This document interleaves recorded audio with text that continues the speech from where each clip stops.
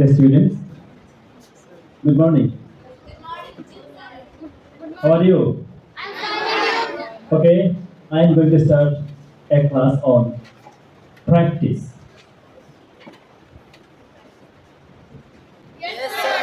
Practice এর Bengali মেনে কি হবে? চর্চা করা। প্র্যাকটিস অর্থ চর্চা করা।